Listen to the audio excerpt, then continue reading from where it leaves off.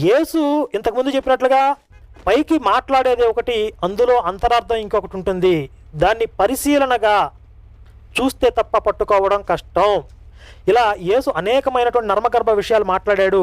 అందుకే బైబిల్ని ఆధారం చేసుకుని, బైబిల్లో ఉన్నటువంటి యేసు క్యారెక్టర్ని ఆధారం చేసుకుని ఇలాంటి సంచలనాత్మకమైన విషయాలని తెలియజేసిన పుస్తకం ప్రపంచంలో ఇంతకుముందు లేదు అని చెప్పి మేము చెప్పడం జరిగింది. అందుకే ప్రపంచంలో ఏ పుస్తకానికి లేని విశిష్టత ఈ పుస్తకానికి ఉంది.